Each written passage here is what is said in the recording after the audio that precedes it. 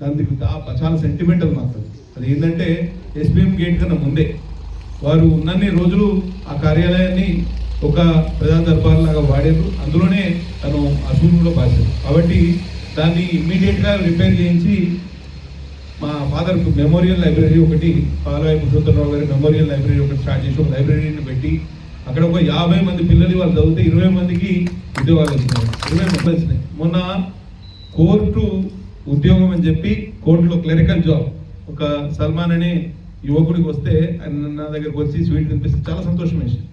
చాలా మంది group four మొన్న ఏదైతే నోటిఫికేషన్ పడ్డదో చాలా మంది ప్రిపేర్ కాలేదు.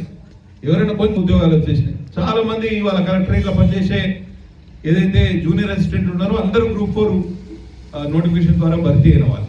కాబట్టి కాంపిటేటివ్ ఎగ్జామ్స్ కానివ్వండి, ఈ మన టీఎస్పీఎస్సీ ఎగ్జామ్స్ కానివ్వండి, ఇవన్నీ కూడా ప్రభుత్వం పెద్ద ఎత్తున క్యాలెండర్ కూడా విడుదల చేసింది, జాబ్ క్యాలెండర్. కాబట్టి మీరందరూ సమాయత్తంగా అండి.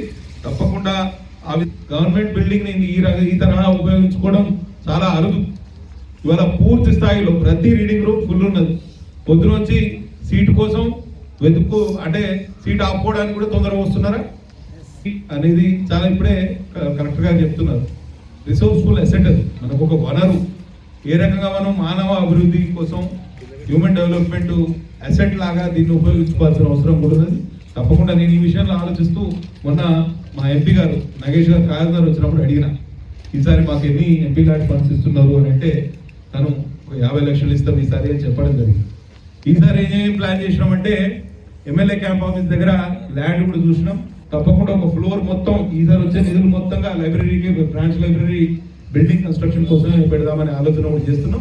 ఈ మండల కేంద్రంలో కూడా ఒక హౌసింగ్ డిపార్ట్మెంట్కి చెందిన ఒక పాత బిల్డింగ్ ఉండే, దాన్ని కూడా ఎంపీ ల్యాండ్ స్కీమ్లోనే మనం దాన్ని రెనోవేట్ చేసినాం. తప్పకుండా ప్రవీణ గారు మీరు కూడా చర్యలు తీసుకుని ఆ కూలిపోయిన బిల్డింగ్లోకి వెళ్ళి లైబ్రరీని మన పక్కనే ఉంది, ఒక 50 మీటర్లు కూడా లేదు, 20 మీటర్లే అనుకుందాం, 2 బిల్డింగ్స్ మధ్య. తప్పకుండా అక్కడ కూడా తీసుకుని అక్కడ కూడా అది ఆ బిల్డింగ్ను ఆక్యుపై చేసుకోండి. మాకు పూర్తి స్థాయి లైబ్రరీ లేదు, ఒక పాత ఐకేపీ బిల్డింగ్ ఒకటి ఉన్నది, ఆ బిల్డింగ్ కూడా రెనోవేట్ చేద్దామనే ఆలోచన. ప్రతి మండల కేంద్రంలో ఒక ఫంక్షనింగ్ ఏమవుతుందంటే లైబ్రరీ కట్టి దాన్ని ఏదో వదిలేస్తే లాభం లేదు. దాన్ని పూర్తి స్థాయిలో మనం వినియోగించుకున్నప్పుడే ప్రజలకు కానీ, విద్యార్థులకు కానీ, పెద్దలకు కానీ, అసలు పేపర్ రీడింగ్ అయితే ఎంత కాగజనాలు కానీ చూసినా చాలా ముచ్చటేస్తుంది, మనసు పెట్టి పనిచేస్తూ ఉంది.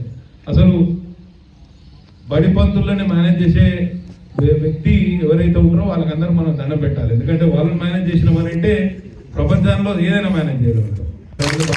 ఎందుకంటే ముందు వాళ్ళ వరకు మీ కాగజనగర్లో కూడా పూర్తి స్థాయి బ్రాంచ్ లైబ్రరీ బిల్డింగ్ ఏర్పాటు చేస్తాం. అది మాత్రం శుభాకాంక్షలు తెలియజేసుకుంటున్నాం. బోలో భారత్ మాతాకి.